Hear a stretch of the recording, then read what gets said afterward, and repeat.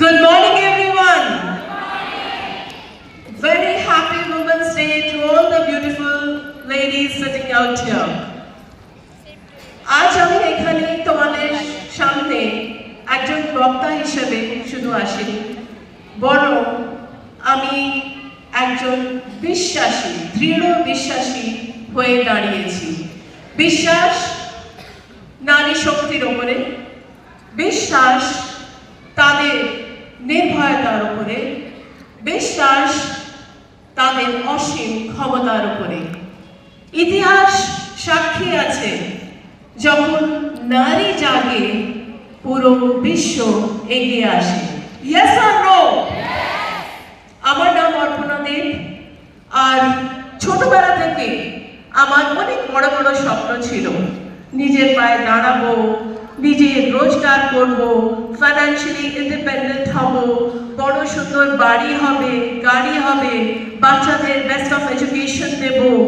মন দিয়ে পড়াশোনা করতাম। আর পড়াশোনা শেষ করার পর আমি চাকরিতে যখন গেলাম, তখন খুব ভালো লাগছিল কি যাক, এখন নিজের পায়ে দাঁড়িয়ে আমি রোজগার করতে পারছি।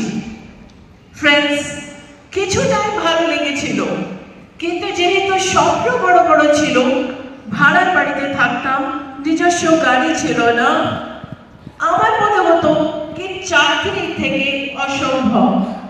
চাকরি শুধু বেসিক নিডস পুরো করতে পারে, স্বপ্ন পুরো করার জন্য আমাকে অন্য কিছু ভাবতে হবে। আমি বিজনেস চিন্তা করলাম, আর বিজনেস শুরু করলাম, কিন্তু মানুষ ভাবে এক আর হয় এক। কিছু টাইমের মধ্যে আমার আবার থেকে একটা ফিল হলো কি না, এর থেকে আমার স্বপ্ন পূরণ হবে না, কারণ শুধু টাকা যাচ্ছিল আর রিটার্ন নয়ের মতন ছিল। হতাশ হয়ে যাচ্ছিলাম, মনে হচ্ছিল জানি না স্বপ্ন পূরণ হবে কি হবে না। কিন্তু জানি না কেন ভেতর থেকে বারবার মনে হতো আমি পারবো, আমি পারবো, আমি পারবো। আমি গিভ আপ করিনি, কনস্ট্যান্টলি খুঁজেছি কাজ, যেখানে শান্তিতে আমি মেহনত করতে পারবো, রোজগার করব এবং স্বপ্ন পূরণ করব। মন থেকে যদি কেউ চায়, ওপরবেলা রাস্তাও দেখায়। ডাইরেক্ট সেলিং পেলাম, ওয়েস্টিজ পেলাম। 2010 16 মে, এই 16 মে জয়েন করি।